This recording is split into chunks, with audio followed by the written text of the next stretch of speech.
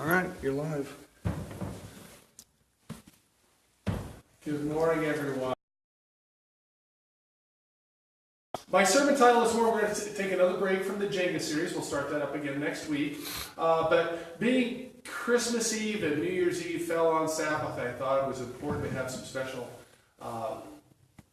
communication.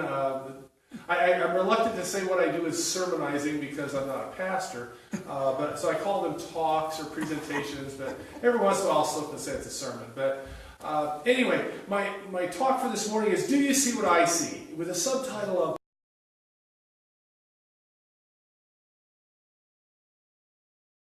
A lot of people make complaints about 2016, about how it was such a bad year. And since I do anesthesia for a living, those in the profession will understand what I'm saying. Don't even try to blame 2016 on anesthesia. It's not our fault. Goodbye and welcome. Happy New Year.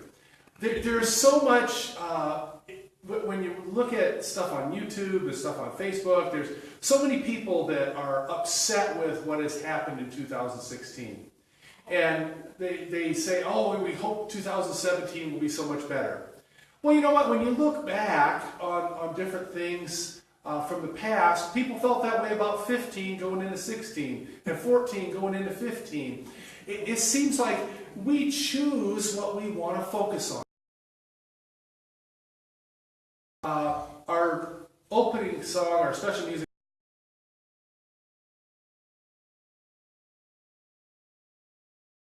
and so just so we all understand what a metaphor is, it's a figure of speech, it's a word or phrase or illustration that's used to convey something else other than what it was intended for. So what I want to do is I want to go through some of the lyrics, spin, if you will, on what into the little lamb. Now the first thing I want you to realize is the lamb isn't a lamb. The little lamb is you as a baby. And the night wind is just the influences that you have in your life. It's your mom and your dad whispering in your ear. And the question is, do you see what I see? In life, we get socialized. And we talked about this earlier in our Sabbath school Bible study class. And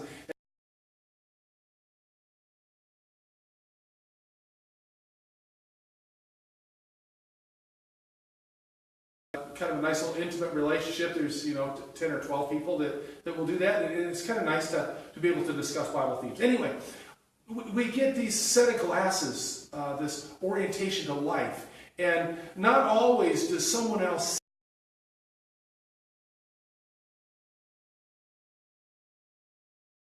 When we look at the world around us and the politics and the troubles in the world, do you establish the same level of significance to the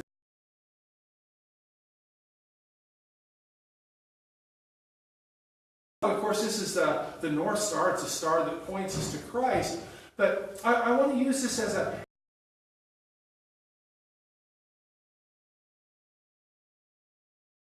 plan for your life, the way things are supposed to work out. The second verse goes, said the little lamb to the shepherd boy. And when you think about that, as a very small child, and the shepherd boy is you as an adolescent, maybe even as a young person, a young adult. And it's, do you hear what I hear? Same thing with the vision. You can see what I see. We don't always hear the same things. My wife and I constantly go through this, and maybe that's because we're both just a smidge on the hard of hearing side of life.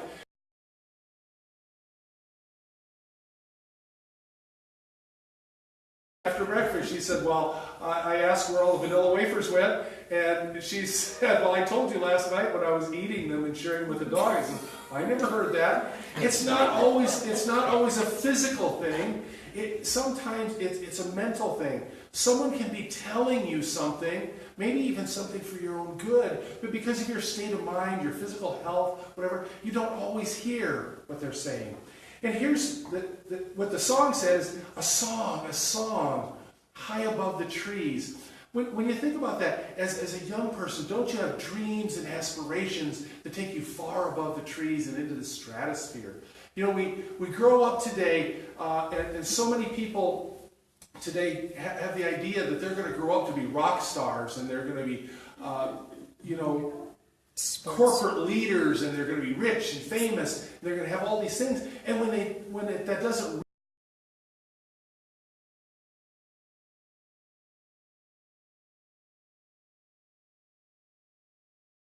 their sleeping beauty, and their life isn't perfect, and they ask themselves, oh, can this all be true? So then we go on to passing this on to our adult life. Said the shepherd boy to the mighty king. Because who's the mighty king in your life right now? Isn't it you? You're full of power and glory, and everything you say is law to the masses. Or at least we'd like to think that way. Do you know what I know? So often as grown-ups, we become jaded in our thinking, and we've lost our vision, and we've lost our hope. And remember the little boy, remember the little lamb? They were looking off into a bright future. But how many people are there in life that are suffering, and you can do something outside of yourself to help that person? They may just be a friend in need. Somebody you need to say, you know, hey, can we go out and have a coffee together? Can we go for a drive together? Something that will help that person to get out of whatever problem, or maybe just be a sounding board. You know, Denise and I are different people. She's a great listener. She will just listen and listen and listen. And I'm not that way. I'm a fixer. If you tell me there's something wrong, I've got 3 or 4 solutions before you can finish what the problem is. And, you know, I don't know if that's the difference between men and women, but that's just how I am. I'm the fixer. When somebody tells me a problem, I don't want to hear the whole story. Let's cut to the chase. Let's do this. Sometimes we need to get out of ourselves. We need to put ourselves aside, and we need to consider the other people in life. It's not always about us. As much as we'd like to think it's about us, even the plan of salvation, as important as that is to each one of us, it's not so much about us as it is about demonstrating to the entire universe what the true character of God is all about. To show them the great controversy between Christ and Satan. And we, as recipients of that, get to share that with the people that we know. So said the king to the people everywhere. See, once you've been changed, once you've had this true picture of God put in your heart, you can't keep quiet anymore. You've got to share this with everybody that you come across. So excited. Remember that point when you were a new convert? You were stopping people in the street and stopping people in the grocery store. My sister-in-law once said that she thinks that all because sometimes as a new Christian, we will overwhelm other people just a little bit.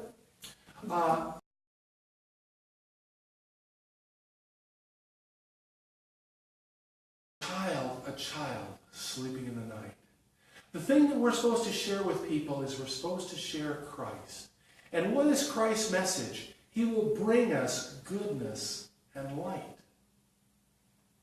We have so much darkness and so much evil in our world that to have someone share with us goodness and light is such a relief, takes off such a burden that with our glasses that we brought from childhood, we can't even believe that there could be such a thing. So here's the rub. Do you know what that means? Here's the rub. I'll back up a slide. I looked that up, and that originally came from bad as everybody else. They're just all a bunch of hypocrites.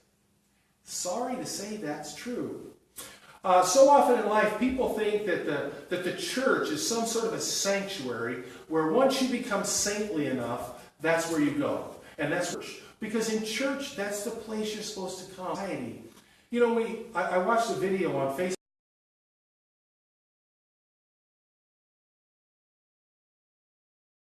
Person, and they're sharing what they believe is wrong. One of the things, there was a collection of things, but one of them, I do this too, I'll go back and look at this later on. One of the things he said is that part of the problem we have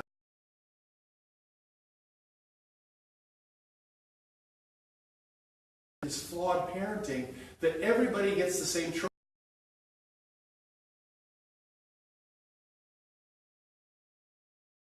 That's not how it works. That may be fine.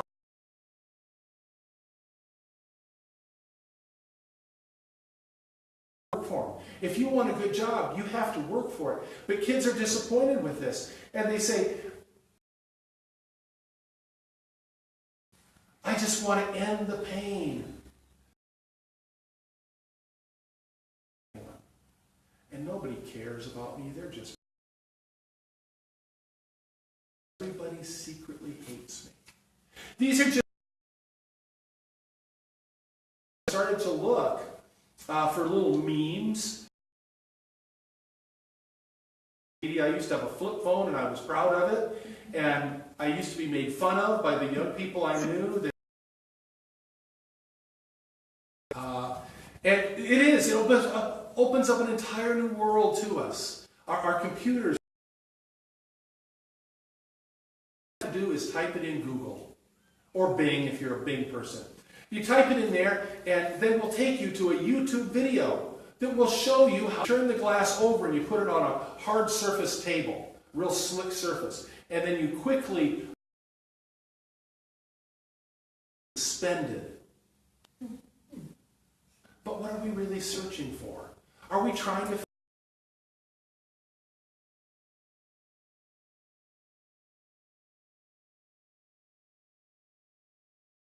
for you today? Hang in there. There's a reason that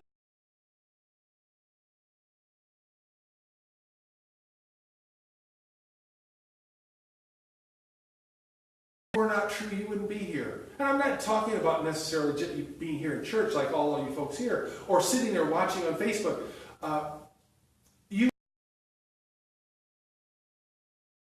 If you've already made your decision for,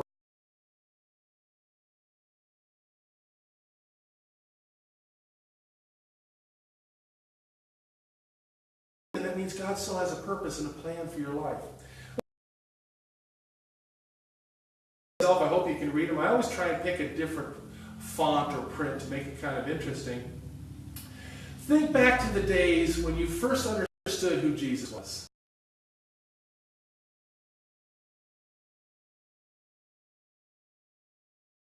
If you remember properly, there was a little honeymoon period where everything was ice cream and candy, the drugs and the alcohol and the nightclub scene.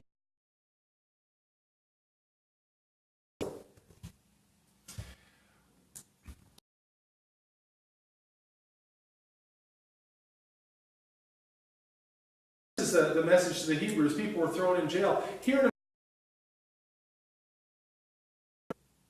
other places, that and even worse can happen.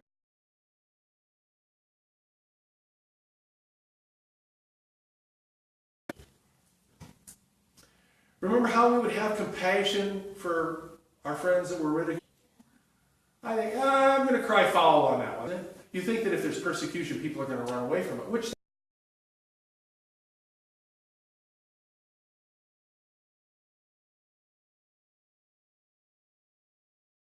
and even give up their lives. Maybe that means there's something in there for me. You know, we all want something to hold on to. We want something that's solid. And so don't throw away your confidence. It will be richly rewarded. You need to preserve so that when you're done, when you've done God's will, that you will receive just what He's promised. For in just a very little while, Jesus is coming back. And He says, my reward is with me. Not me, I mean, it's Jesus' words. He said, I don't want anybody to be afraid. I'm coming back to rescue you. To take you out of all of this turmoil, all this destruction, all this pain, all this sorrow, all this misery that we seem to have to live with. But we are not to destroyed. You know, it's what happens when you give up, right? The first thing that pops into my mind is the shadow, and maybe got a little something to hold on to help them a while. And pretty soon, an hour turns into a day, and a day turns into a couple, 3 days, and before you know it, they just slip into the water. They've given up. Sometimes that's how to discourage us and dishearten us, and sometimes we think, it's just not worth it. I'm just not going to do this anymore. I'm going to let my life go away. I'm going to walk away from church. All my problems started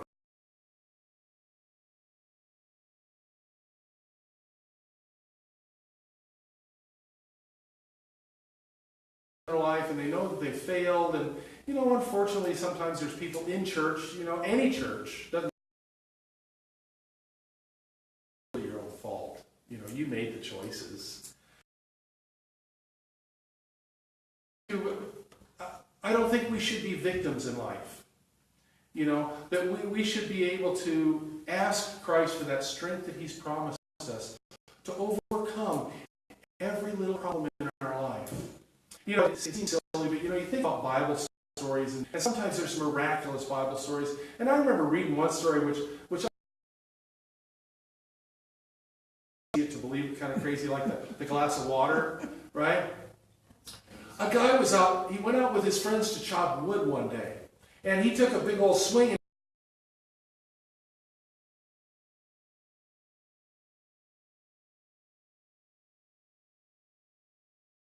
Except in his case, it didn't fly across the road. It didn't. And he's, oh man, what am I going to do now? I borrowed that from my father-in-law, and he's going to be so mad at me. Axe head, it's not that big. But he was so upset. He prayed about it, and the steel axe head, not the Cher song, but in real life, they had sundials back then, and the shadow moved.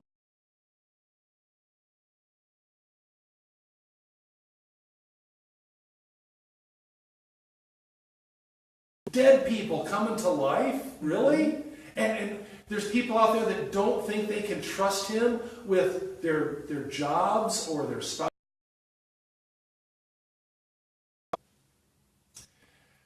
As we start this new year, I would like to send you out with a blessing.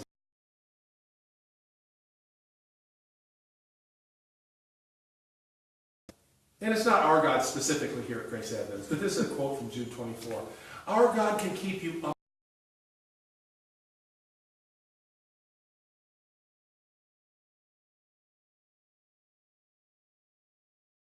24, the Voice translation. Have a blessed and joyous New Year. Amen.